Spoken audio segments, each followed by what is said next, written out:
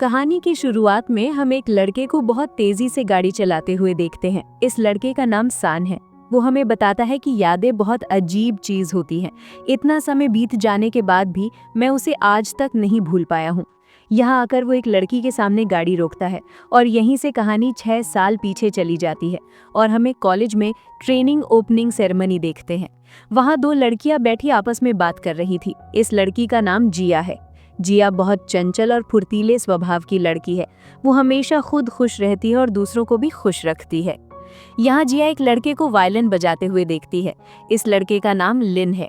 लिन को देखने के बाद जिया को अपनी अतीत की एक बात याद आती है। बचपन में वो एक दुकान पर अपना वायलिन ठीक करवाने गई थी। तब उसने एक लड़के को वायलिन बजाते हुए देखा और मंत्रमुग्ध होकर देखती रह गई। लड़के ने उसे बताया कि ये गाना उसने खुद कंपोज किया है और अब लिन जो धुन बजाता है वो अतीत के उस लड़के की धुन थी। नतीजतन पहली नजर में जिया लिन पर क्रश खा जाती है। खैर, इधर हम एक और लड़की को देखते हैं जिसका नाम सेन था। वो यहाँ आज भाषण देने वाली है। यहाँ उसके सीनियर्स कह रहे थे कि ये लड़की तो बहुत सुंदर है और उसने जो ड्रेस पहनी है वो तो बहुत महंगी है। अब वहाँ का एक सीनियर सेन को मंच पर भाषण देने के लिए बुलाता है। जैसे ही वो अपना भाषण देना शुरू करती है तभी लिन किसी काम से वहाँ से जा रहा होता है। ये देखकर हमारी जिया तो सबके सामने लिन को आवाज देती है और कहती है, मैं तुमसे प्यार करती हूँ। ये सुनकर वहाँ मौजूद सभी लोग बहुत हैरान होते हैं। तभी पीछे से एक लड़का बोल उठता है, वो तुम्हें कभी प्यार नहीं करेगा। जिया कहती है, तुम कौन हो? और हम पहले से ही जानते हैं कि इस लड़के का नाम सान है। सान लिन का छोटा भाई था। यहाँ जब जिया सान को अच्छी तरह देखती है तो उसे याद आता है कि एक दिन वो किसी मुसीबत में भाग रही थी। तब उसकी टक्कर सान से हो जाती है। सान को देखकर जिया हेल्प हेल्प कहकर मदद मांगती है। सान उसे बचाने के चक्कर में खुद ही बड़ी मुसीबत में पड़ जाता है। दरअसल एक राजहंस उन दोनों का पीछा कर रहा था। जिया तो आगे आगे दौड़कर एक घर में घुस जाती है और सान को अंदर लिए बिना दरवाजा बंद कर देती है। बेचारा सान बड़ी मुसीबत में पड़ जाता है। राजहंस आकर सान को सही जगह पर काटने लगता है। बेचारे लड़के को क्या क्या नहीं सहना पड़ा। अब कहानी वर्तमान में आती है। यहाँ जिया की इन हरकतों की वजह से सेन अपना भाषण ही भूल गई है। इसलिए सीनियर सेन को भूल जाने और इतनी महंगी ड्रेस पहनकर आने के लिए बहुत डांटते और अपमानित करते हैं। इसलिए सेन रोते रोते वहां से जा रही थी, तभी उसकी टक्कर सान से हो जाती है। जब वो वहां से उठने की कोशिश करती है तो देखती है कि उसकी ड्रेस एक कांटेदार तार में फंस गई है। सान अब उसकी ड्रेस फाड़ देता है और कहता है, अब ठीक है, अब इस ड्रेस में तुम और भी सुंदर लग रही हो। ये बात सेन को बहुत अच्छी लगती है। अगले दिन वो सभी एक जगह मिलिट्री ट्रेनिंग के लिए जा रहे थे। यहाँ जिया की सहेली लू एक लड़के पर क्रश खा जाती है। इस लड़के का नाम चान है। अब यहाँ लिन आता है और सेन से बात करने लगता है।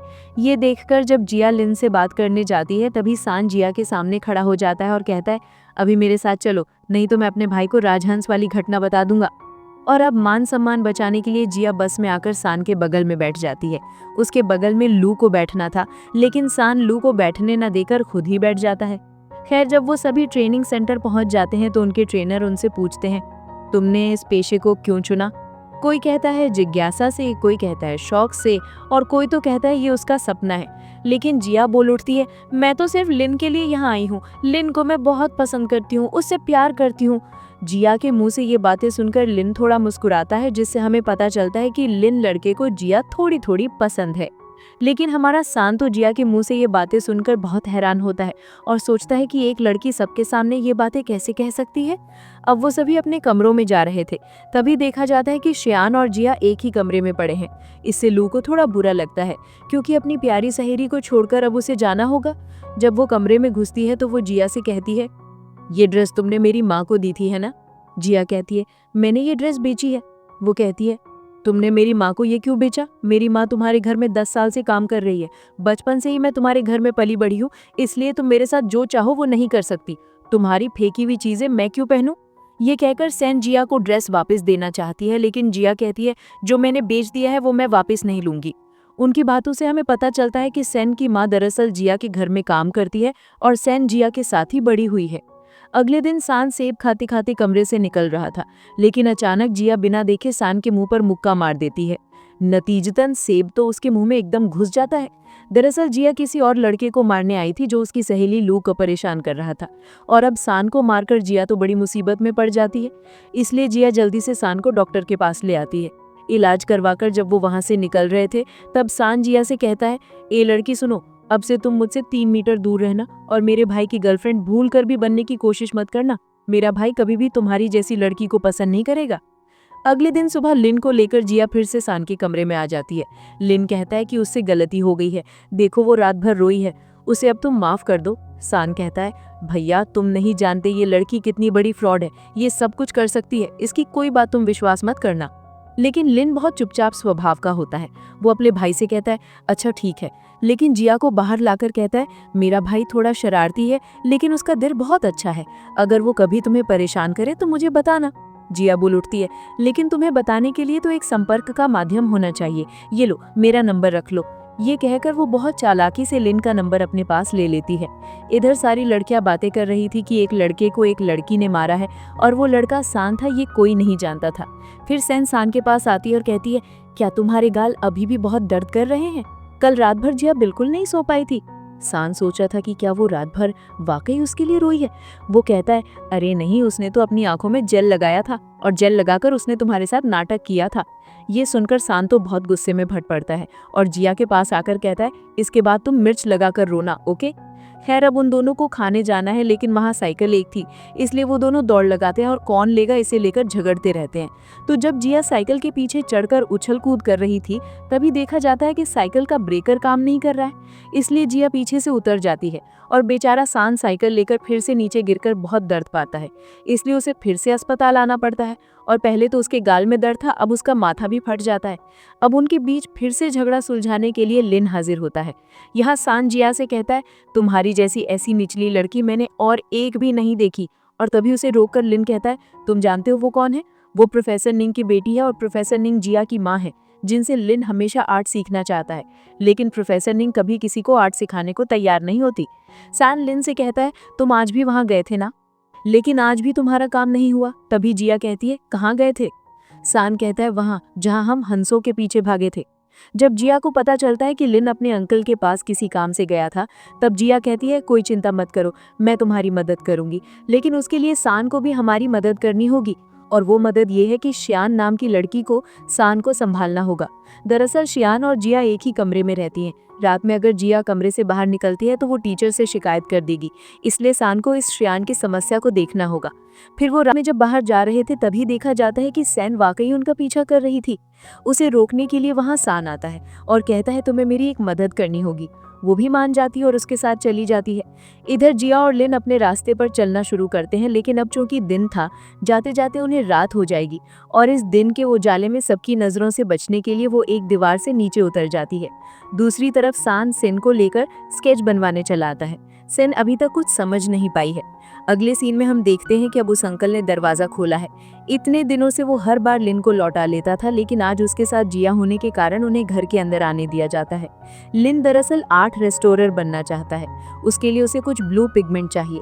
वो बहुत महंगी ऐतिहासिक कलाकृतियों को पुनर्स्थापित करना चाहता है और ये ब्लू पिगमेंट इसी अंकल के पास है, लेकिन ये आदमी किसी भी तरह से उसे देने को तैयार नहीं होता। इधर हम देखते हैं कि सान ने बहुत सुंदर तरीके से सियान की एक तस्वीर बनाई थी। तस्वीर सियान को बहुत पसंद आती है।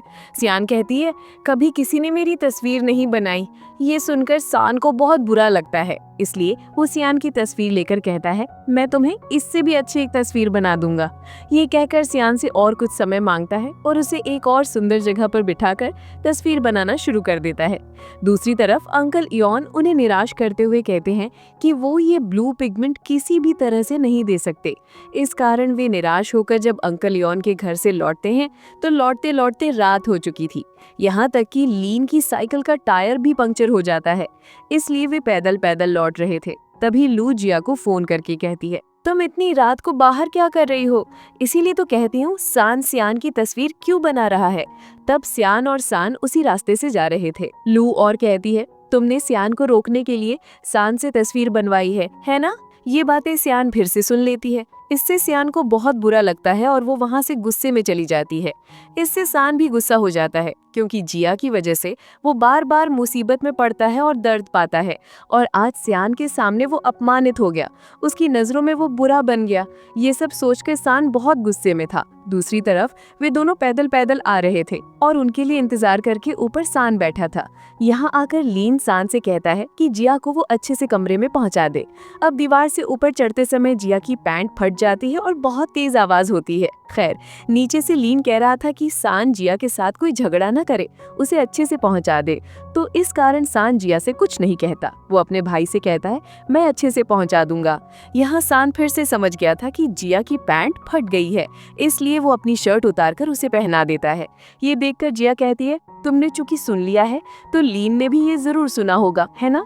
सैन कहता है, जरूर, उसने भी सुना है। अगर तुम श्योर होना चाहती हो तो मैं उसे फोन करके इस बारे में पूछ सकता हूँ। जिया कहती, नहीं, उसे अब फोन करने की जरूरत नहीं है। खैर, अगले दिन फिर से जिया जाने के लिए तैयार होकर खड़ी रहती है, लेकिन तभी लीन कहता है कि आज शायद वो नहीं जा पाएगा, क्योंकि आज यहाँ सीनियर फैंग आ गए हैं। अगर रात में वो अनुपस्थित रहता है तो उसे परेशानी हो जाएगी, इसलिए वो सान के साथ भेज देता है। सैन वहां जाने के बाद सियान को देखता है जो उनका पीछा कर रही थी, लेकिन सीनियर फैंग फिर से सियान को देख लेता है। सैन को पकड़ने के लिए वो किसी को फोन करके कहता है कि वो पूरा हॉस्टल आज सर्च करेगा। इधर सान और जिया अंकल यॉन के पास आ गए थे।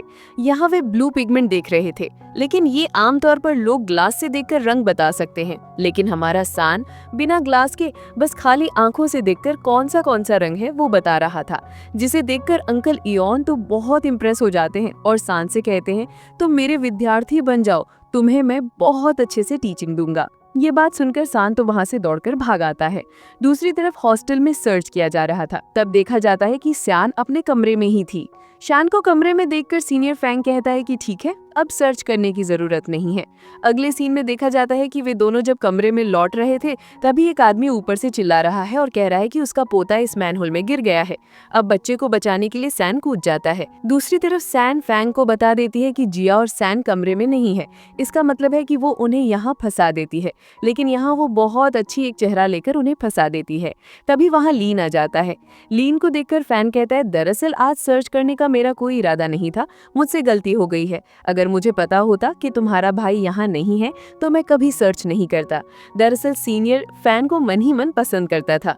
इधर जिया सान को ट्रेनर बहुत डांटता है और कहता है, तुम इतनी रात को कहाँ थे? ठीक तभी उसके पास एक कॉल आता है। एक और आदमी बताता है कि 2 स्टूडेंट्स ने उसके पोते को बचाया है। अब ट्रेनर इन दोनों से कहता है कि ये आदमी तुम दोनों को अवार्ड देना चाहता है, कल सुबह तुम दोनों ही आकर खड़े रहना। ये दोनों तो ये सुनकर कहते हैं, क्या सीरियसली वो हमें अवार्ड देना चाहता है? दरअसल यहाँ उनके चेहरे देखकर स्पष्ट ही समझ आ रहा था कि घटना में कुछ तो गड़बड़ है। तो खैर, अगले दिन वो आदमी उन्हें अवार्ड देने के लिए आता है। इधर जिया सान को धक्का देकर स्टेज पर भेज देती है बैनर पकड़ने के लिए। जब सान वो बैनर पकड़ता है तो सभी तो हंसने लगते हैं, क्योंकि उस बैनर पर लिखा था, thank you for saving my dog life. ये देखकर सबके साथ जिया भी बहुत हंस रही थी। दरअसल वे दोनों तो पहले से ही जानते थे कि उन्होंने कुत्ते को बचाया है। इसी वजह से अवार्ड की बात सुनकर कल वे दोनों इतने हैरान हुए थे। खैर, यहाँ का आदमी कुत्ते की तस्वीर ट्रेनर को भी दिखाता है। तो जिया जब बहुत हंस रही थी तब सान उसकी तरफ कैसी एक नजर से देखता है और ट्रेनर से कहता है, मैंने अकेले कुत्ते को नहीं बचाया, मेरे साथ वहाँ जिया भी तो थी। इसलिए जिया को भी यहाँ बुलाया जाता है और उन दोनों को देखकर अब सभी और भी ज्यादा हंसने लगते हैं और हमारी जिया का चेहरा तो एकदम देखने लायक हो जाता है। अब उन दोनों की तस्वीर भी खींची जाती है, लेकिन वे दोनों ही यहाँ फेक एक स्माइल दिए थे। खैर, अगले दिन लीन फिर से अंकल यॉन से मिलने आता है। अंकल यॉन अब क्या सोचकर उसे वो ब्लू पिगमेंट दे देते हैं और इस ब्लू पिगमेंट के अंदर की कहानी तो हम अभी भी नहीं जानते। खैर, देखते देखते उनकी ट्रेनिंग खत्म हो चुकी थी, इसलिए सभी घर आ गए थे। घर आने के बाद जिया को लीन फोन करके कहता है, मैं तुम्हारे घर आना चाहता हूँ तुम्हारी माँ से आर्ट सीखने। फोन रखकर जिया अपनी माँ को लीन को आर्ट सिखाने के लिए मनाती है। इधर ये दोनों भाई जब घर में बैठे थे तभी उनकी माँ बहुत सज धज कर कहीं जा रही थी, लेकिन तभी उनके पिता फोन करके कहते हैं, तुम्हारे साथ जो डिनर आज करना चाहता था वो मुझे कैंसिल करना पड़ रहा है क्योंकि आज मैं बहुत बिजी हूँ। दरअसल यही उनकी माँ के साथ हमेशा होता आया है। उनके पिता उनकी माँ को बिल्कुल भी समय नहीं देते। खैर, अगले दिन सैन जब बाजार करके घर के अंदर घुस रही थी तभी ये दोनों भाई यहाँ आकर हाजिर होते हैं। वे जिया के घर में सैन को देखकर काफी हैरान होते हैं। ठीक उसी समय वे एक वायलिन की धुन सुनकर सैन से और कुछ पूछे बिना तेजी से अंदर चले आते हैं। वायलिन जिया ही बजा रही थी। इस वायलिन की धुन सुनकर मन ही मन सैन बहुत खुश हो जाता है, क्योंकि ये गाना उसी का लिखा हुआ था। यहाँ उसे अपने बचपन की बात भी याद आ जाती है। उस दिन दरअसल जिया के साथ जो लड़का वायलिन बजा रहा था वो और कोई नहीं बल्कि सैन ही था, लेकिन ये जिया नहीं जानती थी। जिया तो सोच रही थी कि उसका बचपन का वो दोस्त लीन है, इसीलिए तो उसने लीन को प्रपोजल कर दिया था। खैर, अब लीन प्रोफेसर निंग यानी जिया की माँ के पास आर्ट सीखने आता है, लेकिन यहाँ वो अपनी माँ के लिए एक गिफ्ट लेकर आता है। दूसरी तरफ ये दो बंदर तो चोरी छुपे देख रहे थे कि लीन अंदर क्या कर रहा है। यहाँ सान जिया को बताना चाहता था कि वही उसका बचपन का वो वायलेंट फ्रेंड है, लेकिन बताते बताते वो रुक जाता है। इधर प्रोफेसर निंग जब लीन का गिफ्ट बॉक्स खोलती हैं तो वो देखते हैं कि ये बहुत ही दुर्लभ एक तस्वीर है। ये तस्वीर उसने खुद कई साल पहले बनाई थी, लेकिन ये काफी हद तक खराब हो चुकी थी और इसी तस्वीर को मुख्य रूप से पुनर्स्थापित करने के लिए लीन वो पिगमेंट लेकर आया था। उस दिन जब लीन अंकल यॉन से कहा था कि वो मिसेस निंग की तस्वीर को संरक्षित करना चाहता है, तब अंकल यॉन और कुछ पूछे बिना ही उसे वो पिगमेंट दे देते हैं। दूसरी तरफ हम देखते हैं कि सान बैठा बैठा जिया की एक तस्वीर बना रहा था, लेकिन कुछ देर बाद उसे लगता है कि वो जिया की तस्वीर क्यों बना रहा है, इसलिए वो तस्वीर को खराब करके डस्टबिन में फेंक कर चला जाता है। लेकिन बाद में वो तस्वीर सैन को मिल जाती है।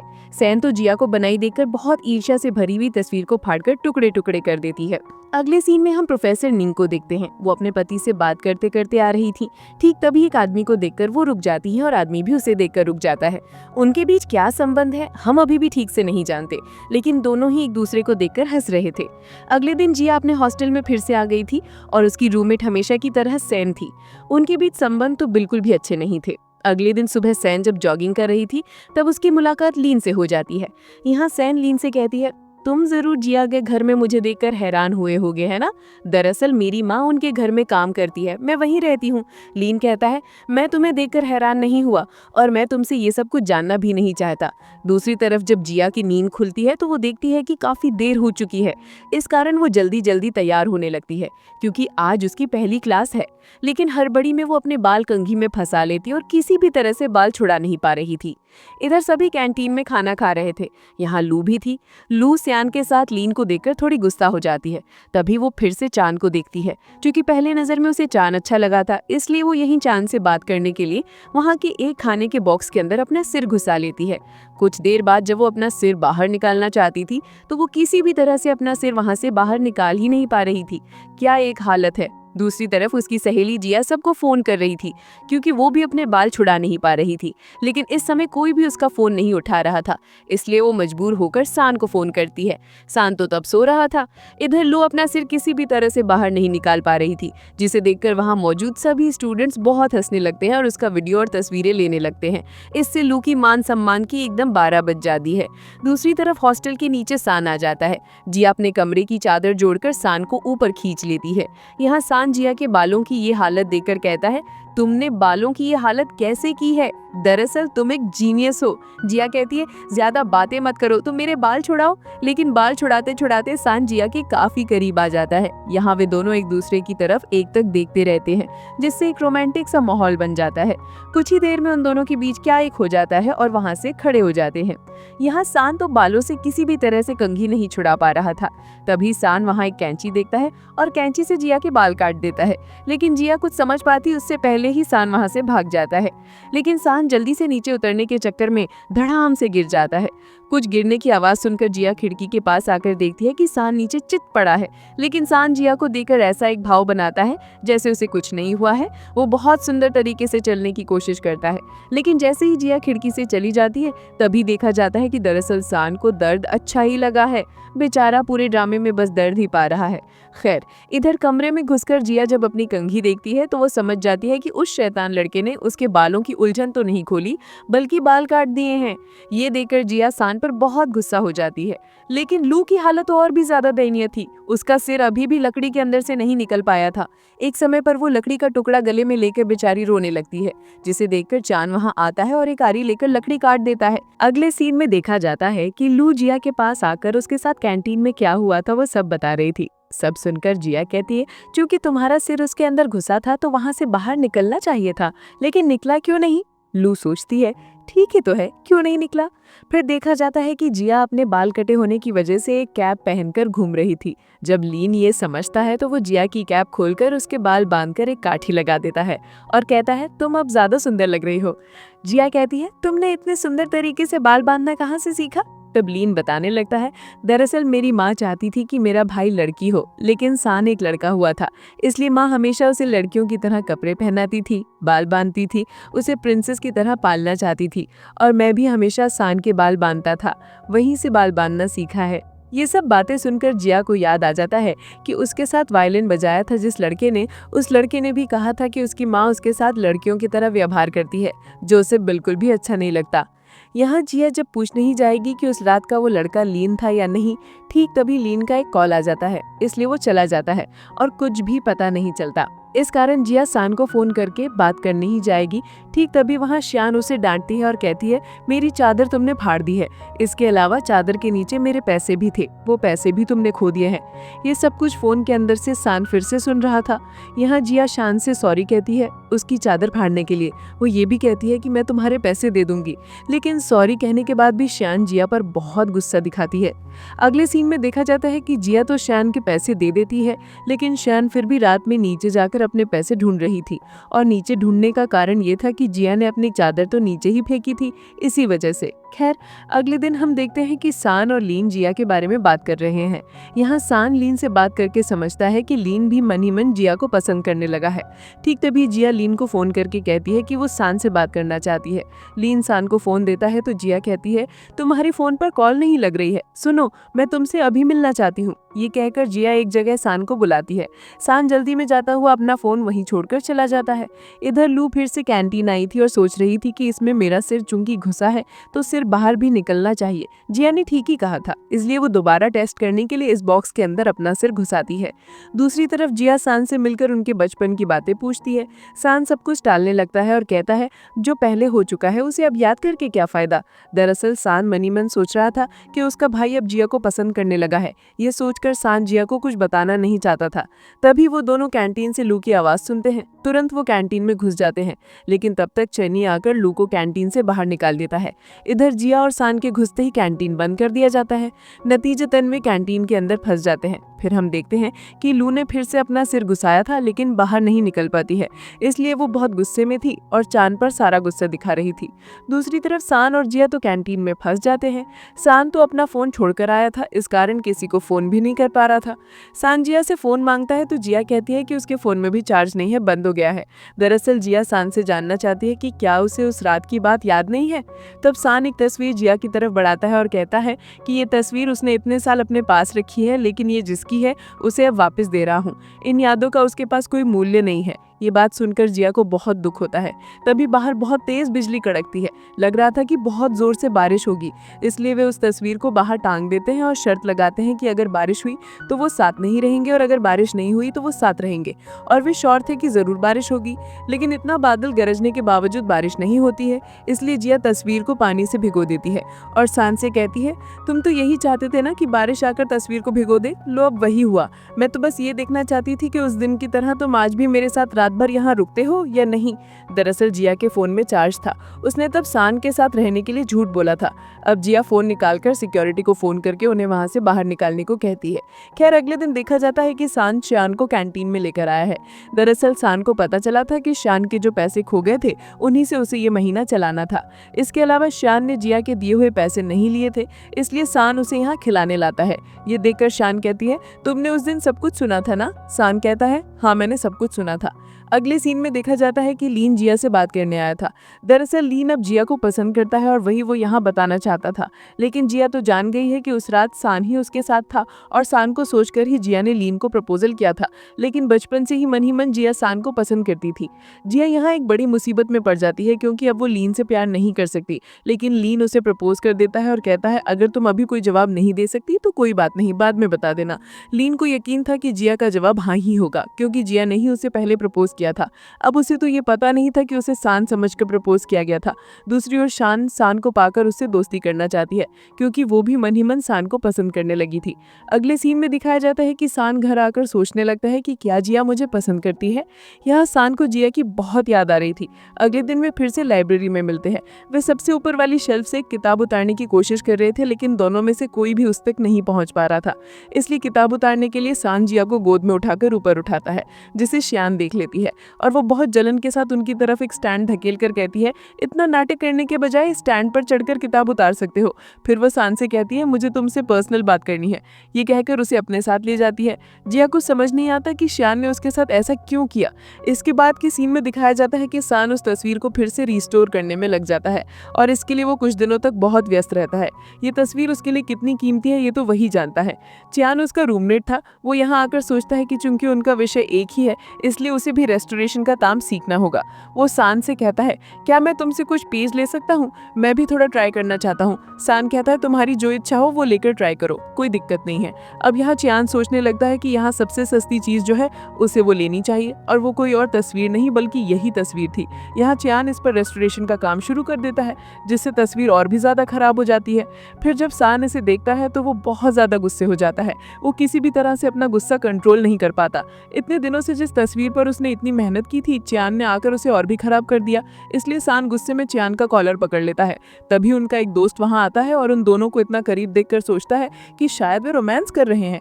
वो तो उनसे कहता है, ये सब मेरी आंखों के सामने ही क्यों होता है? ये कहकर वो उनसे कहता है, ठीक है तुम लोग जारी रखो। फिर वो कमरे की लाइट बंद करके और कमरे का दरवाजा भी बंद करके वहां से चला जाता है। ये दोनों तो समझ नहीं पाते कि उनके साथ अभी ये क्या हो गया। दूसरी तरफ सीनियर फैंग क्लासरूम में आकर कहता है, तुम सभी के लिए एक सांस्कृतिक कार्यक्रम का आयोजन किया गया है जिसके नायक के रूप में सान और नायिका के रूप में जिया होगी। ये सुनकर शान तो जलन से जल भुन रही थी। वो सोचने लगती है कि उसे नायिका का रोल क्यों नहीं मिला। इसलिए अगले दिन वो सान के पास चली जाती है। वो सान से कहती है, जिसके लिए मैं बहुत ज्यादा मेहनत करती हूँ वो जिया को बिना किसी मेहनत के हमेशा मिल जाता है। जिया बहुत अच्छी और उदार दिल की इंसान है। मैं जानती हूँ कि अगर मैं उसके पास जाकर मांगू कि मुझे नायिका का रोल दिया जाए तो वो दे देगी, लेकिन मैं उसके सामने छोटा नहीं होना चाहती। मुझे असल में 5 पॉइंट की बहुत ज्यादा जरूरत है क्योंकि इस कार्यक्रम में जो नायिका होगी उसे 5 पॉइंट मिलेंगे और सच में इन 5 पॉइंट की शान को बहुत जरूरत थी क्योंकि 5 पॉइंट मिलते ही उसे एक स्कॉलरशिप मिल जाएगी। शान की सारी बातें सुनकर शान समझ जाता है कि असल में शान को 5 पॉइंट की बहुत जरूरत है। इसलिए वो शान से कहता है, तुम चाहो तो एक्टर बन सकती हो, मैं अपना कैरेक्टर तुम्हें दे सकता हूँ। इस कैरेक्टर का रोल करने पर भी तुम्हें 5 पॉइंट मिल जाएंगे। अब शान को एक्टर बनाकर शान प्रस्तुत करता है जिसे देखकर सर के साथ जिया भी काफी हैरान हो जाती है। यहाँ शान सबको समझाने लगता है कि अगर शान अच्छी लगती है तो वो उसे अपना रोल दे देगा। फिर प्रमो दिखाने के लिए जिया आती है, लेकिन यहाँ नायिका के किरदार में एक गाना भी गाना होगा। जिया का अभिनय तो बहुत अच्छा हो रहा था लेकिन उसकी आवाज बहुत खराब थी जिसके कारण उसका गाना सुनकर सभी दंग रह जाते हैं। इसलिए सर कहते हैं कि उसे अभी एक्ट्रेस का रोल नहीं दिया जा सकता क्योंकि जो एक्ट्रेस होगी उसकी आवाज अच्छी होनी चाहिए। असल में सीनियर फैंग जानबूझकर ऐसा कर रहा था। वो 2 दांत वाली लड़कियों को लेकर आता है जो सिर्फ हंस सकती हैं। फैंग उन्हें देखकर कहता है, सर ये दोनों भी अच्छा गा सकती हैं, लेकिन सर को उन्हें देखकर बिल्कुल पसंद नहीं आता। तब शान कहती है, सर अगर आप चाहे तो मैं नायिका का रोल कर सकती हूँ क्योंकि मेरे गाने की आवाज बहुत अच्छी है। बाद में देखा जाता है कि शान का चेहरा भी अच्छा था, साथ ही वो बहुत सुंदर गाना भी गा सकती थी। इस वजह से शान को लिया जाता है। इधर इन सब बातों से जिया का मन बहुत खराब हो जाता है। तभी सान आकर जिया को और चिढ़ाता है और कहता है, तुम तो शान से हार गई और तुम्हारी आवाज सुनकर तो कौवे भी काव काव करना बंद कर देंगे। तभी वहाँ शान आती है और कहती है, हमें अभी रिहर्सल करनी है, तुम्हें अभी मेरे साथ चलना होगा। जिया कहती है, जाओ जाओ, तुम्हारी प्रिंसेस आ गई है, उसके साथ जाओ। खैर अगले दिन जिया प्रैक्टिस करने के लिए चली जाती है क्योंकि आज उसे साइड कैरेक्टर का रोल निभाना होगा। लेकिन वहाँ सभी के कपड़े बहुत अच्छे थे जबकि उसका ड्रेस बहुत हास्यास्पद था जिसके कारण सभी जिया को देखकर बहुत हंसने लगते हैं। इसी बीच उसकी तलवार भी 2 टुकड़ों में टूट जाती है जिसे देखकर सान अपनी हंसी रोक नहीं पाता। वो हा हा करके हंसने लगता है जिसे देखकर जिया उसे गुस्से भरी नजरों से देखती रहती है। इधर जिस बक्से पर चढ़कर शान एंट्री लेने वाली भी उसे उठाया जा रहा था तभी उसमें से एक नट खुलकर गिर जाता है। फिर शान उस पर चढ़कर आती है लेकिन जब शान उस पर थी तो वो हिलने लगता है और वो नीचे गिरकर अपने पैर में मामूली चोट खाती है, लेकिन उसे बचाने की कोशिश में शान को काफी चोट लगती है। इस घटना के बाद शान जिया के पास आकर उसके गाल पर जोरदार थप्पड़ मारती है और कहती है, तुम यही चाहती थी ना, इसीलिए तुमने इस बक्से को खराब कर दिया ताकि मैं गिर जाऊं, क्योंकि उस दिन उस कमरे से तुम सबसे आखिर में निकली थी। शान कहता है, ये कभी जिया ने नहीं किया। तब शान झूठी रोने का नाटक करके सबके सामने जिया पर इतना बड़ा आरोप लगाकर चली जाती है। लेकिन जब शान की माँ को ये सब पता चलता है तो वो शान पर बहुत गुस्सा होती है। इधर इस घटना के बाद जिया का मन बहुत खराब था क्योंकि सभी ऑनलाइन उसे लेकर बहुत खराब कमेंट कर रहे थे जिसे देखकर शान को भी बहुत बुरा लगता है। इसलिए वो जिया को फोन करके अस्पताल में उसे देखने आने को कहता है और वो गिरकर काफी चोट लगने के कारण उसे अस्पताल में भर्ती रहना पड़ रहा है। खैर अब जिया का मन खराब होने के बावजूद वो शान को देखने जाने का फैसला करती है। इस कारण वो अपनी किचन में चली आती है और सान के लिए क्या लेकर जाए ये सोचने लगती है। यहाँ जिया को कुछ खाना तैयार रखा हुआ दिखता है, इसलिए वो उन्हें लेकर सीधे सान से मिलने चली आती है। अब जब वो सान को ये सब खिलाने लगती है तब भी उसे पता नहीं था कि वो उसे क्या खिला रही है। अब खाना खाकर सान कहता है, खाना अच्छा ही है लेकिन नमक थोड़ा ज्यादा है। ठीक तभी जिया को उसके घर से फोन आता है और उसे पूछा जाता है कि घर का खाना कहाँ है, जो असल में जिया की माँ ने कुत्तों के लिए बनाया था। इसका मतलब है कि सान को वो डॉग फूड खिला रही थी। बेचारा सान कुछ भी ना जानते हुए वही खाता रहता है और जिया को भी खाने के लिए कहता है। जिया कहती, नहीं भाई मैं नहीं खाऊंगी, तुम खुद ही खाओ। इधर जिया की माँ जिया के कॉलेज में मिलने आती है क्योंकि उसकी बेटी को सिर्फ शान के उस आरोप के लिए सस्पेंड कर दिया गया था। जिया की माँ कहती है, मेरी बेटी कभी ऐसा काम नहीं करेगी जिससे किसी और को नुकसान हो। मैं अपनी बेटी को अच्छी तरह जानती हूँ। लेकिन यहाँ मौजूद व्यक्ति जिया की माँ का बहुत अपमान करने लगता है। ठीक तभी एक कॉल आता है और वो व्यक्ति फोन रखकर कहता है, जब ऊपर के लोग आपकी पकड़ में हैं तो यहाँ आने की क्या जरूरत। और ऊपर का वो व्यक्ति मिस्टर इन था। यहाँ हमें ये नहीं बताया जाता कि जिया की माँ के साथ इस इन का रिश्ता क्या है। यहाँ उन्हें एक साथ फिर से श्यान देख लेती है। श्यान तो आपकी एक साथ तस्वीरें भी ले लेती है। इसके बाद जब वो रिहर्सल रूम में आती है तब उसे पता चलता है कि सान अब अभिनय नहीं कर पाएगा क्योंकि वो अब बीमार है। उसकी जगह लिन अभिनय करेगा। यहाँ लिन आकर शान को समझाने लगता है कि तुम जो सोचती हो वो गलत है। तुमने अपनी तरह से सब कुछ गढ़ लिया है। वैसे भी वो बक्सा बहुत पुराना था जो खराब हो सकता है। उसके लिए तुम कभी जिया को दोषी नहीं ठहरा सकती। ये सब सुनकर शान घर आकर जिया से कहती है, इतना कुछ करके भी तुझे शांति नहीं मिली, अब तूने सान को भी मुझसे छीन लिया है। ये बात सुनकर आज जिया चुप नहीं रहती। वो शान से कहती है, बहुत हुआ, हमेशा मुझ पर इल्जाम लगाना अब बंद कर। तूने क्या सोचा है, मेरा दिल नहीं है, मुझे तकलीफ नहीं होती। इतने लोग इतनी चीजें पोस्ट कर रहे हैं, मेरे नाम पर खराब खराब बातें कर रहे हैं। मुझे यूनिवर्सिटी से भी सस्पेंड कर दिया गया है। यहाँ तक कि तूने मुझे सबके सामने थप्पड़ भी मारा है, फिर भी तेरा मन नहीं भरा। अब तू क्या चाहती है, मैं मर जाऊं? शान कहती है, तूने क्या सोचा है, मैं तुझे एक और थप्पड़ नहीं मार सकती। ये कहकर जब वो एक और थप्पड़ मारने जाती है तभी वहाँ उसकी माँ आ जाती है और उल्टा शान को एक जोरदार थप्पड़ मारकर कहती है, तू अभी जिया से सॉरी बोल। वही तुझे खिला रहे हैं, पढ़ा रहे हैं और तू उनसे ही अमानुष की तरह व्यवहार कर रही है। इन बातों से शान को दुख होता है और वो वहाँ से चली जाती है। दूसरी ओर शान का तो मन बहुत खराब था क्योंकि उसने जिया को कल टेक्स्ट करने के बाद भी जिया ने उसके टेक्स्ट का कोई जवाब नहीं दिया था। असल में जिया का फोन शान ने ले लिया था। यहाँ जब वो देखती है कि शान जिया को मैसेज कर रहा है तब वो फोन एक जंगल में फेंक कर वहाँ से चली जाती है।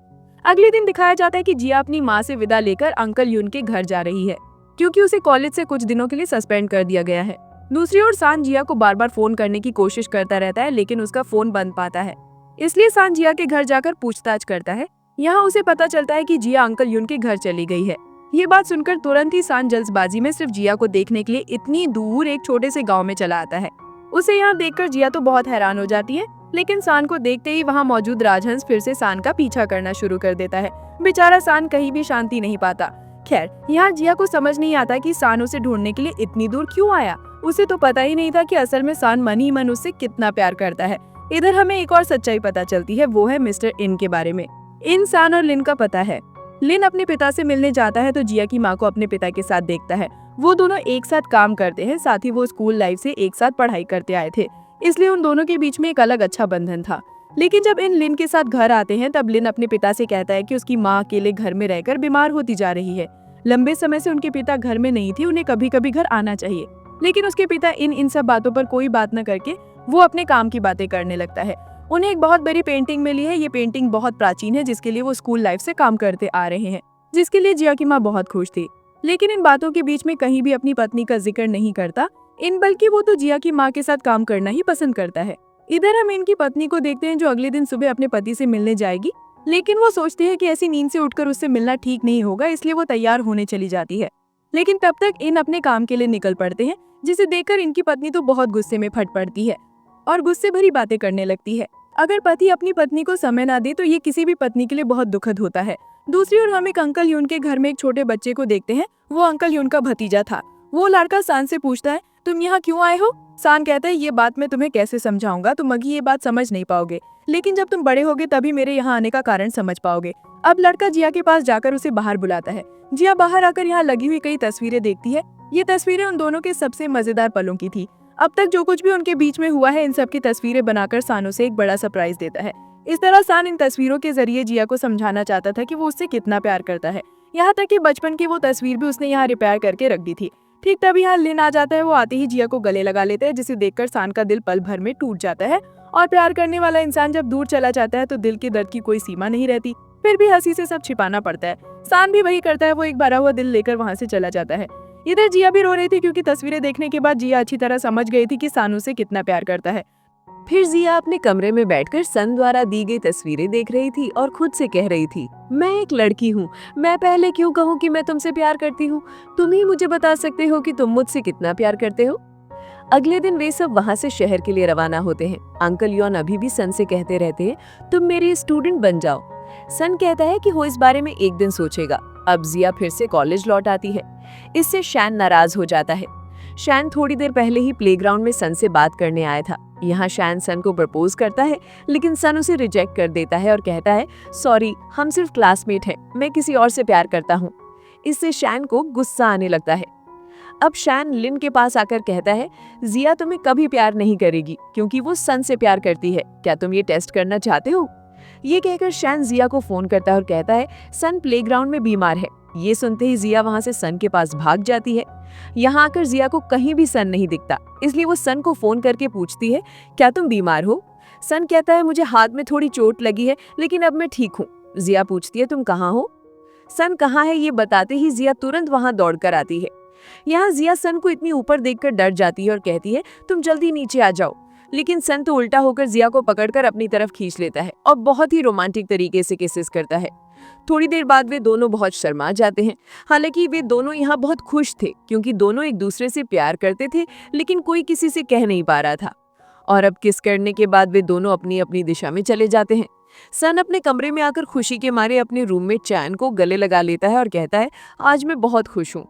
तभी उनका एक और रूममेट वहां आ जाता है और फिर से उन्हें एक साथ देखकर वो कुछ और ही सोचकर चला जाता है। खैर, अब शैन जिया को पकड़कर कहता है, क्या तुम जानती हो कि सब तुम्हें इतना पसंद क्यों करते हैं? क्योंकि तुम एक अमीर परिवार की लड़की हो, लेकिन तुम अपनी काबिलियत से कभी एक पैसा भी नहीं कमा पाओगी। यहाँ सीनियर फैंग भी थी। वे दोनों मिलकर जिया का बहुत अपमान करते हैं। वो ये भी कहता है, आज अगर तुम हमारी सू से पहले 1000 रुपए कमाकर दिखा सकती हो तो उस दिन जो थप्पड़ मैंने तुम्हें मारा था उसका बदला तुम ले सकती हो। जिया कहती है, ठीक है, मैंने तुम्हारा चैलेंज एक्सेप्ट किया। यहाँ चैन भी मौजूद था। वो उनकी सारी बातें सुन लेता है और सन को फोन करके सब बता देता है। सन आज जिया को प्रपोज करने के लिए फूल खरीदने गया था क्योंकि उसने किस करके अपने अंदर जिया के लिए क्या भावनाएं थी ये तो बता ही दिया था। अब वो फूलों के साथ बहुत ही खूबसूरत तरीके से प्रपोज करना चाहता था, लेकिन जब वो फूल लेकर आता है तो देखता है कि जिया पहले से ही कबाब बनाकर बेचना शुरू कर चुकी है। सन को देखकर जिया कहती है, तुम आकर मेरी मदद करो। यहाँ जिया तो सन के साथ शरारत करना शुरू कर देती है, इसलिए सन का आज प्रपोज करना तो होता नहीं, लेकिन वो जिया से बकरे के कबाब बेचने के लिए जोर जोर से लोगों को बुलाने का काम करवाता है। सन की आवाज सुनकर वहाँ बहुत भीड़ हो जाती है और कुछ ही देर में उनके बहुत सारे कबाब बिक जाते हैं और बहुत पैसे भी हो जाते हैं। लेकिन ये पैसे काफी नहीं थे, इसलिए वो अब एक रिकॉर्डर लेकर आते हैं और उस रिकॉर्डर में अपनी आवाज रिकॉर्ड करके कहते हैं, भाइयों और बहनों, यहाँ बकरे के स्वादिष्ट कबाब बिक रहे हैं, जल्दी आइए और टेस्ट कीजिए। इस रिकॉर्डर को वो वहां टांग देते हैं। इसके बाद बहुत लोग आते हैं और उनके पैसे भी बहुत हो जाते हैं। निश्चित पैसे जमा करने के बाद वे सू को देखने के लिए चले आते हैं। आज के मेन गेस्ट मिस्टर इन थे। जब वो आए थे तो देखा जाता है कि उनकी दोस्त लू कहती है, इस टेप रिकॉर्डर से तुम लोगों ने क्या किया था? और वो टेप रिकॉर्डर लेकर खुद ही थोड़ा छेड़छाड़ करने लगती है। इधर सू का परफॉर्मेंस शुरू हो चुका था और उस टेप रिकॉर्डर को जब लू छेड़छाड़ करने लगती है तभी अचानक वो जोर जोर से बजने लगता है और चलता रहता है, भाइयों और बहनों, बकरे का मांस टेस्ट कीजिए।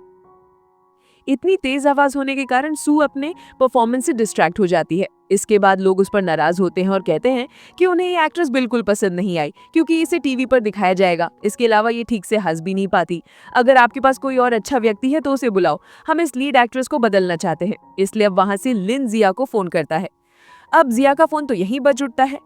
तो वे दोनों तो छिप गए थे, लेकिन अब कोई और उपाय न देखकर उन तीनों को खड़ा होना पड़ता है। खैर, अब यहाँ का जो डायरेक्टर था वो जिया को देखकर कहता है, ये लड़की तो देखने में बहुत खूबसूरत है और उसकी हंसी भी खूबसूरत है, ठीक है, उसे अब लिया जाए। फलतः यहाँ शैन अपना लीड एक्ट्रेस का रोल खो देती है। यहाँ तक कि जिया के साथ जो शर्त लगी थी उसमें भी वो हार जाती है। यहाँ जिया शैन के सामने पैसे लेकर कहती है कि उसने शर्त जीत ली है, उसने निश्चित समय के अंदर पैसे कमा लिए हैं। शैन कहती है, तो अब तुम क्या करना चाहती हो? मुझे थप्पड़ मारना चाहती हो? तो देर क्यों कर रही हो? यहाँ सन तो अचानक से रिकॉर्डर बजाने के लिए आज भी जिया को ही दोषी ठहराता है। जिया कहती है कि उसने जानबूझकर ऐसा नहीं किया, ये एक एक्सीडेंट था। शैन कहती है तुम तो कुछ भी जानबूझकर नहीं करती, फिर भी सब तुम्हें ही पसंद करते हैं। ये सब कहकर शैन यहाँ से जा रही थी, लेकिन जिया कहती है अरे रुको, कहाँ जा रही हो? तुम्हारे साथ मेरा शर्त का मामला अभी खत्म नहीं हुआ है। चूंकि मैं शर्त जीत गई हूँ, इसलिए तुम अपना बकाया ले जाओ। ये कहकर जिया शैन को जोरदार थप्पड़ मार देती है। अब जब शैन यहाँ से जा रही थी तो सन बोल उठता है कॉस्ट्यूम अब से जिया का है, इसलिए तुम कॉस्ट्यूम उसे दे जाओ। फलतः अपमानित होकर शैन बहुत गुस्सा हो जाती है। खैर, इधर कॉस्ट्यूम पहनकर जिया स्टेज पर आ जाती है। हालांकि यहाँ जिया के साथ लिन अभिनय करेगा। स्टेज पर अभिनय के जरिए लिन जिया को अपने मन की सारी बातें बता देता है जो वो इतने दिनों से कह नहीं पाया था। यहाँ तो लिन जिया के माथे पर एक किस भी करता है, जिसे देखकर सन को फिर से बहुत बुरा लगता है। परफॉर्मेंस खत्म होने के बाद लिन के पिता उसे डांटने लगते हैं। स्क्रिप्ट में ना होने के बावजूद उसने क्यों बढ़ाकर बातें की थी, यहाँ तक कि उस लड़की को किस भी किया था। पिता अपने दोनों बच्चों को समझाते हैं कि उन्हें स्टूडेंट लाइफ में ऐसा कोई काम नहीं करना चाहिए जिसके लिए बाद में पछताना पड़े। लेकिन यहाँ सन अपने पिता को बता देता है कि वे दोनों भाई जिया को पसंद करते हैं। तभी फिर से उन सबको एक साथ शान देख लेता है। शान को ये समझने में देर नहीं लगती कि ये व्यक्ति दरअसल सन और लिन के पिता हैं। खैर, अब देखा जाता है कि जिया और सन के बीच थोड़ा थोड़ा प्रेम संबंध अभी शुरू होने ही वाला था। वे बीच बीच में आपस में बातें करते हैं और अब उनके बीच कोई झगड़ा भी नहीं होता। अगले दिन जब शैन जिया के घर आती है तो जिया की माँ मिस्टर इन से काम के बारे में फोन पर बात कर रही थी। शैन समझ जाती है कि जिया की माँ मिस्टर इन से बात कर रही है। ये सुनकर शैन तो जिया की माँ का पीछा करना शुरू कर देती है। वो भी टैक्सी लेकर उनके पीछे पीछे चलने लगती है। इधर जिया के घर पर एक कॉल आता है और वो कॉल जिया ही उठाती है। जिया को ये फोन उसके अंकल ने किया था। कॉल उठाने के बाद तो उसका सब कुछ एकदम उलट पुलट हो जाता है, क्योंकि जिया के पिता अब बहुत बीमार है, उन्हें ब्रेन कैंसर हुआ है। जिया ये जानकर बहुत टूट जाती है। आज उसे सन के साथ डेट पर जाना था, लेकिन ये सुनकर वो जा नहीं पाती। दरअसल अंकल ने जिया की माँ को फोन करके ना पाकर जिया को फोन किया था। दूसरी ओर जिया सन को फोन करके कहती है कि वो आज नहीं आ पाएगी। हालांकि जिया के रोने जैसी आवाज सुनकर सन को बहुत बुरा लगता है। उसे पता नहीं होता कि दरअसल क्या हुआ है, क्योंकि जिया उसे कुछ नहीं बताती। दूसरी ओर जिया की माँ का फोन बजता रहता है, लेकिन वो गाड़ी में फोन छोड़कर चली गई है और दूर से उन्हें शैन देख रही है। वो उन दोनों की एक साथ एक तस्वीर भी ले लेती है। यहाँ मिस्टर इन जिया की माँ को समझा रहे थे कि उनसे एक गलती हो गई है। खैर, अब शैन सीधे घर आकर वो तस्वीर जिया को दिखाती है और कहती है तुम्हारी मुखौटाधारी माँ का चेहरा देखो, वो चोरी छुपे ये सब करती फिरती है। अगर मैं ये तुम्हारे पिता को भेज दूं तो कैसा होगा? जिया कहती है तुम ऐसा मत करो। इसके लिए शैन जिया के साथ एक डील करती है। डील ये है कि अगर जिया अब सन से और बात नहीं करेगी तभी वो ये तस्वीर और किसी को नहीं दिखाएगी। तो मजबूर होकर जिया ये शर्त मान लेती है और उसे ये भी पता चलता है कि मिस्टर इन कोई और नहीं बल्कि सन और लिन के पिता हैं। यहाँ शैन सन के पिता और उसकी माँ के बारे में बहुत अनाप शनाप बातें कहने लगती है, जिसे सुनकर जिया और शैन के बीच झगड़ा शुरू हो जाता है। तभी जिया की माँ घर आती है और शैन का पक्ष लेती है और अपनी बेटी को गलत समझकर बहुत सारी बातें सुनाती है। इससे जिया को बहुत दुख होता है। अचानक से सब कुछ कैसा तो गड़बड़ होने लगता है। अगले दिन देखा जाता है कि जिया सन से मिलकर कहती है तुम्हारे लिए मेरे मन में कोई फीलिंग्स नहीं है, आज से हम और बात नहीं करेंगे। ये कहकर जिया चली जाती है। बेचारा सन तो समझ ही नहीं पाता कि जिया उसके साथ ऐसा क्यों कर रही है। उसके बाद से जिया की जिंदगी कैसी तो बदलने लगती है। अचानक से एक बहुत चंचल लड़की बहुत चुपचाप हो जाती है। वो हमेशा पढ़ाई करती है और अपने आप में रहना शुरू कर देती है। किसी से भी पहले की तरह बात नहीं करती। हालांकि सन हमेशा साई की तरह उसके पीछे था।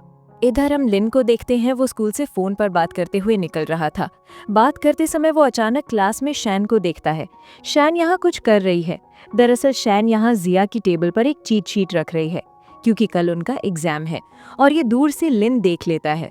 अगले दिन लिन जिया से कहता है आज जो कुछ भी हो जाए तुम्हारे पास दो ऑप्शन होंगे, एक है भूल जाना और दूसरा है माफ कर देना। लेकिन आज एग्जाम के समय मुझे लगता है कि तुम्हारे साथ जो कुछ भी होगा अच्छा ही होगा। Best of luck. ये कहकर उसे एग्जाम देने जाने को कहता है। लेकिन जिया लिन की बातों का कोई मतलब नहीं समझ पाती। हालांकि जिया बातों को ध्यान में रखकर एग्जाम हॉल में आ जाती है। बहुत अच्छे से वो एग्जाम दे रही थी, तभी वहाँ टीचर आ जाते हैं। शैन मुंह से कुछ न कहकर भी टीचर को इशारे से समझा देती है कि जिया के पास चीट शीट है। अब सर आकर जिया से कहते हैं मैं तुम्हारी टेबल चेक करना चाहता हूँ। जिया उठकर खड़ी होती है तो उसकी टेबल चेक की जाती है, लेकिन कुछ भी नहीं मिलता। अब शैन सोचने लगती है कि ये कैसे हो सकता है, उसने तो खुद चीट शीट यहाँ रखी थी। अब वो फिर से समझाने लगती है कि जिया की बॉडी सर्च की जाए। अब तो सर लड़के थे, इसलिए वो बॉडी सर्च नहीं कर सकते थे, इसलिए वो खुद से खड़े होकर कहते हैं मैं तुम्हारी बॉडी सर्च करूंगा। इससे जिया तो बहुत गुस्सा हो जाती है और वो खुद ही सबके सामने सारे कपड़े उतार देती है और कहती है कि चाहे तो वो अपनी शर्ट भी उतार सकती है। यहाँ जिया समझ जाती है कि लिन ने वे बातें क्यों कही थी। इसलिए जिया अब शैन की डेस्क चेक करती है और वहाँ से चीट शीट पा जाती है। ये देखकर तो शैन की आंखें एकदम फटी की फटी रह जाती हैं। वो कहती है ये यहाँ कैसे आई, ये तो यहाँ आने वाली नहीं थी। वो तो एकदम भौंचक्की रह जाती है। दरअसल कल रात जब लिन ने देखा था कि शैन ने जिया की टेबल के नीचे ये छिपाया है, तब उसने इसे उठाकर शैन की सीट पर रख दिया था। अब शैन सबके सामने एकदम बेवकूफ बन जाती है। टीचर तो उसे बहुत डांटने लगते हैं। अब शैन को ही एग्जाम हॉल से बाहर निकाल दिया जाता है। यहाँ तक कि उसे उस कॉलेज से सस्पेंड भी कर दिया जाता है। शैन हालांकि अच्छी स्टूडेंट थी, लेकिन आज उसने अपनी ज्यादा होशियारी के लिए अपना फ्यूचर भी बर्बाद कर दिया। यहाँ तक कि सब उसे बहुत बुरा भला भी कहने लगते हैं और कहते हैं कि वही है मेन कल्प्रिट। लेकिन शैन के पास तो अभी भी एक सबूत था, इसलिए वो अब तय करती है कि वो लिन और सन की माँ को सब कुछ बता देगी। मतलब वो जिया की माँ और मिस्टर इन की तस्वीर की बात कर रही थी। अगले दिन सुबह सन को पता चलता है कि जिया यहाँ से चली गई है। जिया ने ये कॉलेज छोड़कर एक नए कॉलेज में ट्रांसफर ले लिया है। जाने से पहले जिया सिर्फ एक लेटर लिन को भेजाती है, लेकिन उस लेटर में उसने एक बार भी सन का जिक्र नहीं किया था। यहाँ सन तो जिया का लेटर पढ़कर बहुत रोने लगता है। जिया ने लिखा था, शायद हमारी फिर से कभी मुलाकात होगी। ऐसे कि वो जिया को खो देगा सन ने कभी कल्पना भी नहीं की थी। वो बहुत टूट जाता है और बहुत रोने लगता है। अचानक ही जैसे सबकी जिंदगी का मोड़ बहुत तेजी से बदल जाता है। खैर, इधर जिया अपनी माँ को लेकर दूर एक छोटे से गांव में अपने पिता के पास आ जाती है। यहाँ जिया बहुत अच्छे से अपना समय बिता रही थी। इधर सन जिया को बहुत मिस करता है और उसे याद करके वो जिया के लिए बहुत सारी तस्वीरें बनाता है। ऐसे 2 साल बीत जाते हैं। एक दिन बिजनेस के काम के लिए लिन जिया के शहर आता है। वो जिया से मिलता है। यहाँ वे दोनों एक दूसरे की जिंदगी की बहुत बातें कर रहे थे। उनकी बातों से लग रहा था कि वे काफी बड़े हो गए हैं। उनकी जो खुशियों से भरी हुई जिंदगी थी, उस जिंदगी में जैसे दुख की छाया छा गई है। इधर शैन उन तस्वीरों को दिखाकर लिन की माँ को वश में कर चुकी थी। यहाँ तक कि मिस्टर इन की कंपनी में लिन की माँ के जरिए एक अच्छी पोजीशन भी हासिल कर लेती है। लेकिन जब वे गाड़ी में जा रहे थे, तब वे दूर से देखते हैं कि जिया और लिन एक दूसरे से हंस हंस के बातें कर रहे हैं, जिसे देखकर उन दोनों को तो एकदम जलन होने लगती है। खैर, उसके बाद जिया होटल आती है अपनी माँ को ढूंढने के लिए। यहाँ जिया अपनी माँ को फोन करके पूछती है कि वो अभी कहाँ है। उसकी माँ कहती है कि वो तो बाहर ही है, लेकिन उसने जिया से झूठ बोला था। वो होटल में ही थी, उसके सामने ही खड़ी थी जिया। अब जिया अपनी माँ के इस झूठ बोलने के लिए काफी हैरान होती है। उसे अपनी माँ पर आज शक होता है और वो होटल रूम के अंदर जाकर देखती है कि वहाँ मिस्टर इन मौजूद है। ये देखने के बाद जिया का दिमाग काम करना बंद कर देता है। वो अपनी माँ से कहती है, 2 साल से मैंने ये सच छुपा रखा था और आज मेरी आंखों के सामने तुम ये सच ले आई। आज वो बहुत गुस्सा हो जाती है और अपनी माँ से कहती है, सिर्फ तुम्हारे लिए मैं यहाँ आई थी। मैं चाहती थी कि पापा के साथ और तुम्हारे साथ एक साथ रहूं। मेरी जिंदगी इतनी मुश्किल क्यों हो गई। आज मिस्टर इन को अपनी आंखों से देखने के बाद वो उनकी कोई बात नहीं सुनती। वो समझाने की कोशिश करते हैं कि उनके बीच कुछ नहीं है। जिया कहती है, सिर्फ तुम्हारे लिए मैंने सन से बात करना बंद कर दिया था और तुम लोग काम के बहाने ये सब करते हो। ये कहकर वो दौड़कर वहां से चली जाती है। मिस्टर इन उसे पकड़ने के लिए उसके पीछे जाते हैं और तभी वहां लिन आ जाती है। यहाँ मिस्टर इन कहते हैं, तुम्हारी माँ के साथ कुछ भी नहीं है, लेकिन ये सच है कि मैं उसे पसंद करता था। ये बात लिनो सुन लेता है। इधर होटल रूम की बालकनी से जिया की माँ बार बार जिया को कहती रहती है, जिया मेरी बात सुनो। लेकिन जिया अपनी माँ से कहती है कि वो उससे नफरत करती है। ये कहकर जब वो दौड़ रही होती है, तभी वहां जिया की माँ ऊपर से कूदकर कर लेती है, जिसके कारण सभी लोग एकदम स्तब्ध रह जाते हैं। क्या से क्या हो गया। लिन जिया को शांत करने की कोशिश करता है, लेकिन कोई शांति और काम नहीं आता। वो दोनों बहुत रोते रहते हैं। जिया की माँ को हॉस्पिटल ले जाया जाता है। जिया भी हॉस्पिटल की तरफ दौड़ती है और लिनो उसके पीछे दौड़ता है। तभी उनके सामने एक गाड़ी आ जाती है और उस गाड़ी के नीचे लिनो दबकर मर जाता है। जैसे कुछ ही देर में सब कुछ एकदम तबाह हो जाता है। ये सब देखकर जिया तो एकदम बेहोश हो जाती है। 2 दिन बाद जिया को होश आता है। तभी लिन की माँ आती है और जिया का गला घूंटकर उसे मार डालना चाहती है। तभी सन आकर किसी तरह अपनी माँ को शांत करने की कोशिश करता है। इधर जिया के पिता की भी हालत बहुत गंभीर थी, इसलिए जिया अपने पिता को देखने आती है। लेकिन जब वो अपने पिता के पास जाती है, तब उसके पिता कहते हैं, मैं तुम्हें विश्वास करता हूँ बेटा, तुम अच्छे रहो। ये कहकर जिया के पिता भी मर जाते हैं। कुछ ही दिनों में जिया की जिंदगी एकदम बर्बाद हो जाती है, जैसे अब वो गहरे समुद्र में डूब गई हो। ऐसे ही और 3 साल बीत जाते हैं। यहाँ से कहानी एकदम शुरुआत में आ जाती है, जहाँ से इस ड्रामा की कहानी शुरू हुई थी। दरअसल सन इतने दिनों से विदेश में था, आज वो घर आया है। वो अपने घर के सामने आकर देखता है कि जिया खड़ी है। जिया इस घर में काम के लिए आई थी और उसे मिस्टर इन ने अपनी माँ के अधूरे काम के लिए यहाँ बुलाया था।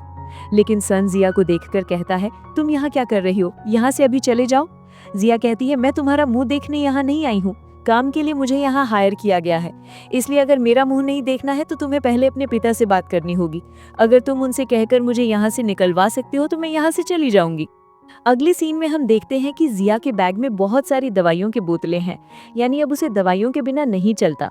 उसके पास एक पेंटिंग भी थी जो लिन ने बनाई थी। लिन के लिए ही उसने ये पेंटिंग इतने जतन से रखी हुई थी। इधर सैन तो बहुत अच्छा था, वो अमेरिका में था, उसने अपनी पोजीशन बना ली थी, और अब जब उसे पता चलता है कि जिया सैन के घर आई है तो अब उसे बहुत गुस्सा आता है और वो फिर से देश वापस आने का फैसला करता है। दूसरी ओर जिया तो बहुत डिप्रेशन के साथ जी रही थी, फिर भी वो सब कुछ मैनेज कर रही थी। अब वो हमेशा बाल बांधती है, जैसे लिन ने एक दिन उसके बाल बांधे थे। लेकिन सैन को जिया को ऐसे देखना बिल्कुल अच्छा नहीं लगता, इसलिए वो उसके बालों का बंधन खोल देता है। फिर सन जिया को लेकर एक पुल पर चला आता है। यहाँ जिया कहती है, मैं काम के लिए तुम्हारे घर में रहती हूँ, इसलिए काम के अलावा किसी बात का कोई स्पष्टीकरण देने की जरूरत नहीं है। अगर तुम्हें मेरा मुंह नहीं देखना है तो तुम मुझसे दूर रहो। ये कहकर वो बहुत रोते हुए वहां से गाड़ी लेकर चली आती है। दरअसल जिया सबको दिखाना चाहती है कि वो एकदम ठीक है, लेकिन अंदर ही अंदर वो तो बहुत असहाय हो गई थी। उसके पास अब अपना कहने वाला कोई नहीं था। खैर, उसके बाद वो एक रिकॉर्डर ऑन करके अपना काम करना शुरू करती है, लेकिन तब कुछ सवालों के लिए उसे सैन से बात करने की जरूरत पड़ती है। वो सैन से कहती है, मैं तुम्हारे परिवार के बारे में कुछ जानना चाहती हूँ और अगर तुम अनुमति दो तो ये सब मैं रिकॉर्ड करना चाहती हूँ। तो सैन अनुमति दे देता है। अब जिया जिसके बारे में काम कर रही है उसका नाम ईशवान था। उसकी पत्नी भी जिया की माँ की तरह बालकनी से गिरकर मर गई थी। सैन कहता है, मैंने उसके बारे में सुना है, वो इस घर की एक बहू थी, लेकिन हमारे परिवार पर एक शाप है। इस परिवार की जितनी भी लड़कों ने बाहर की किसी लड़की से प्यार किया है, उन्हें जिंदगी भर बहुत दुख उठाना पड़ा है और उन्हें चरम शर्म के साथ जीना पड़ा है। इसका मतलब है कि उनका परिवार शापित परिवार है। इस परिवार से जो भी जुड़ा है वो मर गया है, जैसे शान मर गई है। और जिया की माँ को भी तो मिस्टर इन ने प्यार किया था, यानी उसकी माँ भी तो मर गई। अब उसकी जिंदगी यहाँ आकर खड़ी है। क्या सच में ये परिवार शापित है या कोई और रहस्य छिपा है? अब सैन जिया से कहता है, तुम कितने दिनों से ये दवा ले रही हो? क्या तुम जानती हो कि ये एक एंटी डिप्रेसेंट की दवा है? इस दवा की कितने भयानक प्रभाव हो सकते हैं, इसका तुम्हें कोई अंदाजा है? मेरी माँ भी ये दवा 3 साल से ले रही है। तुम लोग वास्तविकता क्यों नहीं मान पा रहे हो? जो होना था वो हो चुका है, क्यों खुद को इतना दुख दे रही हो? जिया इसके इन सवालों का कोई जवाब नहीं देती। वो पिछले 3 सालों से ये दवा लेकर खुद को शांत रखने की कोशिश कर रही है। अगले सीन में देखा जाता है, सैन चैन को फोन करके जानना चाहता है पिछले 3 सालों से जिया के साथ क्या हुआ है और उसे क्यों कुछ नहीं बताया गया। चैन कहता है, जिया ने खुद ही ये सब बताने से मना किया था। तभी चैन के पास से लू फोन लेकर कहता है, जिया के माता पिता के मरने के बाद उसने अपनी सभी संपत्ति दान कर दी है। जिया तो बहुत निराशा में डूबी हुई है, ये सोचकर कि उसी की वजह से लिन की मौत हुई है। इस कारण वो खुद को आज भी माफ नहीं कर पाई है। जिया अभी भी कभी कभी सपने में देखती है कि वो लिन से बात कर रही है, लेकिन हर बार लिन उसे छोड़कर चला जाता है। खैर, अगले दिन सुबह जिया बालकनी में खड़ी थी। यहाँ खड़े होकर वो सोचती है, ये वही जगह है जहाँ से मिसेस शाह ने कूदकर आत्महत्या की थी। लेकिन क्या हुआ था उसके साथ? क्यों वो मर गई थी? इसी तरह मेरी माँ भी तो मर गई है। क्यों ऐसा एक अभिशाप इस परिवार पर लगा हुआ है? तभी सैन फिर से जिया को यहाँ देखकर सोच लेता है कि जिया शायद आत्महत्या करने के लिए यहाँ आई है। वो जल्दी से आकर जिया को गले लगा लेता है और कहता है, क्या तुम पागल हो गई हो? यहाँ से कूदने जा रही थी क्यों? जिया कहती है, मैं कूदने क्यों जाऊंगी, मैं तो बस यहाँ खड़ी थी। तभी हम सैन को देखते हैं। वो अमेरिका से लौट आया है, अभी भी वो पहले जैसा ही है, जरा भी नहीं बदला है। दूसरी ओर हम लिन की माँ को देखते हैं। उसकी हालत तो और भी दयनीय थी। वो बेटे के दुख में लगभग पागल हो चुकी है। उसे इस हालत में देखकर जिया को बहुत दुख होता है। वो कमरे के अंदर जाकर जोर जोर से रोने लगती है, क्योंकि उसे लगता है कि सबके लिए वो खुद ही जिम्मेदार है। बाहर से सैन ये सब कुछ सुनता है। जब वो कमरे में घुसता है तब जिया बहुत टूट जाती है और ये पहली बार वो सैन को गले लगाकर फूट फूट कर रोने लगती है और सैन से माफी मांगती है। दूर से सब कुछ खड़ा होकर वो देख रहा था। ये देखकर उसे और भी गुस्सा आता है। फिर सैन जब वहां से निकलता है तब वो सैन से कहता है, जिया की वजह से ही तो तुम्हारा भाई मरा है, तुम्हारी माँ की भी यही हालत है, फिर भी तुम उसके प्रति इतने दयालु क्यों? सैन उसकी तरफ देखकर कहता है, तुम बस मेरी माँ की असिस्टेंट हो, इसलिए मेरे साथ कोई बात करने मत आना। तुम मेरी माँ का ही ध्यान रखो। सैन कहता है, पिछले 3 सालों से मैं तुम्हारी माँ का ध्यान रख रहा हूँ, तुम्हारे बिजनेस की देखरेख कर रहा हूँ, लेकिन फिर भी मैं आज तुम्हारे लिए कोई नहीं हूँ। सैन कहता है, अगर तुम ईर्ष्यालु नहीं भी हो तो भी तुम्हारा चेहरा देखकर लगता है कि तुम कितनी ईर्ष्यालु हो। तुम्हारा चेहरा ही ईर्ष्यालु चेहरा है। इसके अलावा अब तो ये चेहरा और भी घिनौना और बदसूरत हो गया, इसलिए तुम मेरे पीछे ना घूमकर मेरी माँ के पास रहो। और एक बात बता दूं, जिया को अकेला छोड़ दो। अगर फिर से नए सिरे से जिया के पीछे लगी तो इस बार मैं तुम्हें नहीं छोड़ूंगा। ये कहकर सैन वहां से चला जाता है। इधर जिया फिर से अपना काम करने के लिए रिकॉर्डर ऑन करके काम शुरू करती है। ठीक तभी वहां गुस्से में सैन आ जाता है। यहाँ सैन जिया से कहता है, पिछले 3 सालों से मैंने अपनी जिंदगी का सब कुछ त्याग किया है। सैन की माँ की देखरेख करने के लिए मैंने अपनी जिंदगी का सबसे कीमती समय बताया है, लेकिन अभी भी मैंने किसी का मन नहीं जीता है। लेकिन देखो, तुम सबका मन जीत कर बैठी हो। सैन के पिता तुम्हारे साथ काम कर रहे हैं। सैन अभी भी तुम्हें ही पसंद करता है, जबकि मैं पहले उससे मिली थी। मैंने जिसे प्यार किया है तुम उसे लेकर आई हो, और अब तुम अपने दुश्मन के बेटे के प्यार में भी पड़ गई हो। मैं होती तो कम से कम अपने दुश्मन के बेटे के प्यार में नहीं पड़ती। अब सैन जिया से कहता है, सुनो, आज मैं तुम्हें एक कड़वी सच्चाई बताता हूँ। तुम्हारी माँ ने उस दिन खुद आत्महत्या नहीं की थी, बल्कि मैं जानता हूँ उसे किसने मारा था। उसके बाद कहानी 3 साल पहले चली जाती है, जहां हम देखते हैं कि उस होटल में मिस्टर इन और जिया की माँ बात कर रहे थे। यहाँ मिस्टर इन कहते रहते हैं, 22 साल पहले तुम्हारे साथ मेरा रिश्ता था। तुम्हारा पति तो अब बीमार है, वो शायद ज्यादा दिन जिएंगे भी नहीं, इसलिए मैं चाहता हूँ अब तुम्हारे साथ रहना। लेकिन जिया की माँ ने कहा था, मैं अपने पति और अपनी बेटी के साथ बहुत अच्छी हूँ। लेकिन ये सब बातें ऊपर से सैन की माँ ने फिर से सुन ली थी, और उनके साथ सैन भी था। दरअसल सैन ही सैन की माँ को यहाँ लेकर आया था। इधर मिस्टर इन जिया की माँ से कहते हैं, 22 साल से मैं पश्चाताप में जी रहा हूँ। तुम्हें वादा करके भी मैंने तुमसे शादी ना करके सैन की माँ से शादी कर ली है। ये मेरी जिंदगी की सबसे बड़ी गलती हुई है, प्लीज तुम मुझे माफ कर दो। अब ये सब देखने के बाद सैन की माँ को तो बहुत बुरा लगने लगता है। वो ये सब कुछ मान ही नहीं पा रही थी। वो ईर्ष्या से भरकर जिया की माँ को धक्का देकर गिरा देती है। ये सब कुछ सैन देख रहा था, लेकिन वो यहाँ सैन की माँ को रोकता भी नहीं है और कुछ कहता भी नहीं है। वो इतने दिनों से इस मौके का फायदा उठाकर सैन की माँ का इस्तेमाल कर रहा है, और इस बात के लिए उसने उनसे बहुत सारे पैसे भी लिए हैं और अपनी एक अच्छी पोजीशन भी बना ली है। लेकिन उसकी ये सब बातें जिया के रिकॉर्डर में रिकॉर्ड हो गई थी। अब जिया कहती है, आज मेरे पास सबूत है, आज किसी भी तरह तुम भाग नहीं पाओगी, आज मैं हार नहीं मानूंगी। ये कहकर जिया अपना रिकॉर्डर दिखाकर इस कमरे से निकलती है, लेकिन सैन तभी जिया से रिकॉर्डर छीनना चाहता है। यहाँ तक कि सैन तो जिया से मारपीट भी शुरू कर देता है और कहता है कि वो रिकॉर्डर अभी उसके पास दे दे, वो किसी भी तरह हार नहीं मानेगा। ये कहकर वो जिया को धक्का देकर नीचे गिराने की कोशिश करता है। ठीक तभी वहाँ सैन आ जाता है और जिया को पकड़ लेता है, और आज सैन जिया को ये भी बता देता है कि वो उससे बहुत प्यार करता है। वो बचपन से आज तक सिर्फ जिया को ही प्यार करता है। ये बात सुनकर जिया भी बहुत रोती है, क्योंकि वो भी तो बचपन से सैन को प्यार करती है। अब सैन को एक ईंट से मारने जाता है, लेकिन मारने आकर भी वो नहीं मार पाता, क्योंकि उसे सैन के साथ बिताए गए सुंदर पलों की बातें याद आ जाती है। इसलिए अब वो एक हाथ बढ़ाकर जिया को पकड़ने के लिए आगे बढ़ाता है, और अंत में वे दोनों जिया को बचा लेते हैं। अगले सीन में देखा जाता है, सैन अपना बैग लेकर इस घर से निकल आता है और खुद से ही कहता रहता है, अंत में मैं ही जा रहा हूँ। दरअसल हमेशा मैं जिया बनना चाहती थी। मेरे रचयिता जानते हैं कि मैं कितना जिया बनना चाहती थी, लेकिन आज मेरे हृदय का हर कोना एकदम बर्फ हो गया है। मैं कभी जिया नहीं बन पाऊंगी, ये सब मुझे कहते थे, लेकिन मैं मानने को तैयार नहीं थी। लेकिन आज मैं हार गई हूँ, मान लिया है कि मैं कभी जिया नहीं बन पाऊंगी, इसलिए आज मेरा यहाँ से चले जाना ही उचित है। ये कहकर सैन हमेशा के लिए उन सबको छोड़कर चला जाता है। खैर, इधर लिन की माँ को फिर से गिरफ्तार कर लिया गया है, क्योंकि उस दिन उन्होंने ही तो जिया की माँ को धक्का देकर मारा था, और अगर उन्होंने धक्का ना दिया होता तो आज उनका अपना बेटा भी जिंदा होता। दरअसल रिवेंज ऑफ नेचर नाम की एक बात होती है ना, इस ड्रामा में ये बहुत अच्छी तरह से समझा दिया गया है। अगले सीन में देखा जाता है, सैन की माँ जिया से कहती है, मैं अपने बेटे से आखिरी बार बात भी नहीं कर पाई, उसने तुम्हें आखिरी बार क्या कहा था? लेकिन जिया उन्हें कुछ भी नहीं बताती। दरअसल उस दिन लिन ने उससे कहा था, मैं जानता हूँ सैन तुम्हें प्यार करता है और तुम भी सैन को ही प्यार करती हो। ये तस्वीरें सैन ने तुम्हारे लिए बनाई हैं, इसलिए ये मैं तुम्हारे पास छोड़ रहा हूँ। इसका मतलब ये नहीं कि मैं छोड़ रहा हूँ, मैंने कभी हार नहीं मानी है, मैं सिर्फ समझौता कर रहा हूँ। समझौता करना और छोड़ देना एक ही चीज नहीं है। ये बात उसने सैन की माँ को इसलिए नहीं बताई क्योंकि वो शायद ये बात जानने के लिए ही जिंदा रहेंगी। इधर सैन अंकल यॉन को फोन करता है, जिसे देखकर हम समझ सकते हैं कि अंत में सैन शायद अंकल यॉन का शिष्य बन गया था। दूसरी ओर जिया आज उस जगह पर चली आती है जहां उन्होंने एक दूसरे को किस किया था। यहाँ आकर जिया कहती है मैं सब कुछ भूल जाऊंगी, लेकिन तुम्हें कभी नहीं भूल पाऊंगी क्योंकि मैं भी तुम्हें बहुत प्यार करती हूँ सैन। तभी सैन कुछ सफेद गुलाब लेकर जिया के पीछे आकर खड़ा था। यहाँ हमें उनकी सभी यादें दिखाई जाती हैं और इसी के माध्यम से ये ड्रामा यहाँ खत्म हो जाता है। आप सब वीडियो तो देख रहे हो, बस एक छोटी सी रिक्वेस्ट है। अगर आपको अच्छा लगे तो प्लीज एक लाइक और प्यारा सा कमेंट जरूर करना।